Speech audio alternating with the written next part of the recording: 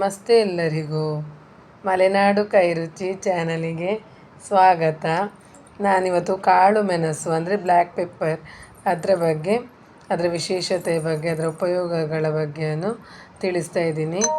ಈ ಕಾಳು ಮೆಣಸಿಗೆ ಮಸಾಲೆಗಳ ರಾಜ ಎಂದು ಕರೆಯುತ್ತಾರೆ. ಆಮೇಲೆ ಇದು ತುಂಬ ರೀತಿಯ ಔಷಧಿ ಗುಣವನ್ನು ಹೊಂದಿದೆ. ಅದೇ ರೀತಿ ತುಂಬ ಖಾರ ಕೂಡ ಇದೆ. ನಾವು ಮಸಾಲೆ ಅಡುಗೆ ಮನೆಯಲ್ಲಿ ಕೂಡ ಯೂಸ್ ಮಾಡ್ತೇವೆ. ಅದೇ ರೀತಿ ಕಷಾಯಕ್ಕೆ ಕೂಡ ಯೂಸ್ ಮಾಡ್ತೇವೆ. ನಾವೀಗ ಸಾಮಾನ್ಯ ಶೀತ ಕೆಮ್ಮು ಎಲ್ಲ ಬರುವಾಗ ಈ ರೀತಿ ಕಾಳು ಮೆಣಸು ಶುಂಠಿ ಎಲ್ಲ ಹಾಕಿ ಒಂದು ಕಷಾಯ ಮಾಡಿ ಕುಡಿದರೆ ತುಂಬಾ ಬೇಗನೆ ಕಡಿಮೆ ಆಗುತ್ತೆ. ಅದೇ ರೀತಿ ಒಣ ಕೆಮ್ಮೆಲ್ಲ ಇರುತ್ತಲ್ಲ, ಆವಾಗ ರಾತ್ರಿ ಹೊತ್ತು ಜಾಸ್ತಿ ಕೆಮ್ಮು ಬರ್ತಾ ಇರ್ತದೆ. ಆಗ ಒಂದೆರಡು ಕಾಳು ಮೆಣಸನ್ನು ಬಾಯಿಗೆ ಹಾಕಿ ಮಲಗಿದರೆ ಕೆಮ್ಮು ಕಡಿಮೆ ಆಗುತ್ತದೆ. ಅದೇ ರೀತಿ ಸಣ್ಣ ಮಕ್ಕಳಿಗೆಲ್ಲ ಆದರೆ ಅಥವಾ ದೊಡ್ಡವರಿಗಾದ್ರೂ ಪೌಡರ್ ಮಾಡಿಟ್ಕೊಂಡ್ರೆ, ಕಾಳು ಮೆಣಸನ್ನು ಪುಡಿ ಮಾಡಿಟ್ಕೊಂಡ್ರೆ ಸ್ವಲ್ಪ ಜೇನುತುಪ್ಪ ಹಾಕಿ ಕಲಸಿ ತಿಂದರೆ ಕೂಡ ಕೆಮ್ಮು ಶೀತ ಎಲ್ಲ ಕಡಿಮೆ ಆಗ್ತದೆ. ಕೆಮ್ಮಿಗೆ ತುಂಬಾ ಚೆನ್ನಾಗಾಗುತ್ತೆ. ಕೆಮ್ಮು ಕಫ ಎಲ್ಲ ಇದ್ದರೆ ಕಡಿಮೆ ಆಗುತ್ತೆ. ತುಂಬಾ ಉಪಯೋಗ ಇದೆ ಇದರಲ್ಲಿ. ಅದೇ ರೀತಿ ಗಂಟಲು ನೋವು ಇರುವಾಗಲೂ ಕೂಡ ಅಷ್ಟೇ ಜೇನುತುಪ್ಪ ಹಾಕಿ ಸ್ವಲ್ಪ ಮಕ್ಕಳಿಗೆಲ್ಲ ಕೊಟ್ಟರೆ ಗಂಟಲು ಕಿರಿಕಿರಿ, ಅದೇ ರೀತಿ ನಮಗೆ ದೊಡ್ಡವರಿಗೂ ಅಷ್ಟೇ ತುಂಬಾ ಹೆಲ್ತ್ ಬೆನಿಫಿಟ್ ಇದೆ. ಒಳ್ಳೆಯ ರೋಗ ನಿರೋಧಕ ಶಕ್ತಿ ಕೂಡ ಇದೆ. ಆ್ಯಂಟಿ ಆಕ್ಸಿಡೆಂಟ್ ಅಂಶ ಜಾಸ್ತಿ ಇರೋದ್ರಿಂದ ರೋಗ ನಿರೋಧಕ ಶಕ್ತಿಯನ್ನು ಬಲಪಡಿಸುತ್ತದೆ. ಅದೇ ರೀತಿ ನಾವು ಇದು ಅಡುಗೆ ಸಾಮಾನಲ್ಲಿ ಇದು ನಮಗೆ ಬೇಕೇ ಬೇಕು.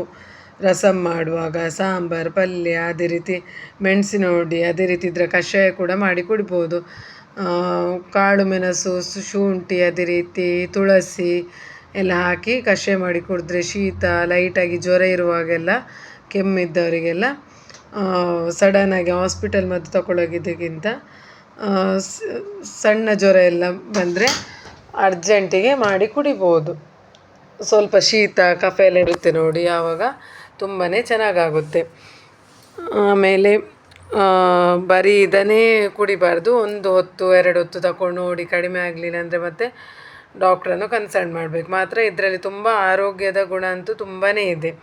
ಕೆಮ್ಮಿಗೆಲ್ಲ ಕಫ ಆದರೆ ಎಲ್ಲ ತುಂಬಾ ಚೆನ್ನಾಗಾಗುತ್ತೆ.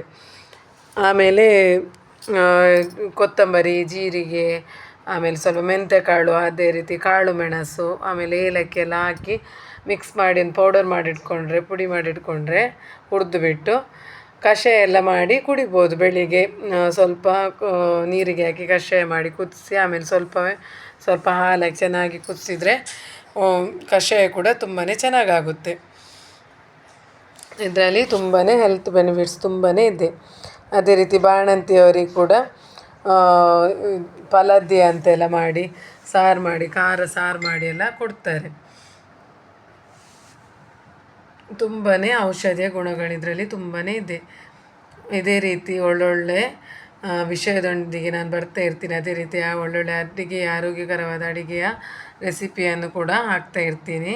ನನ್ನ ಚಾನಲ್ಗೆ ಸಪೋರ್ಟ್ ಮಾಡಿ, ಲೈಕ್ ಮಾಡಿ, ಶೇರ್ ಮಾಡಿ, ಸಬ್ಸ್ಕ್ರೈಬ್ ಮಾಡಿ. ಇದೇ ರೀತಿ ಒಳ್ಳೊಳ್ಳೆ ವಿಷಯಗಳೊಂದಿಗೆ ನಾನು ಬರ್ತಾ ಇರ್ತೀನಿ. ಧನ್ಯವಾದಗಳು ಎಲ್ಲರಿಗೂ.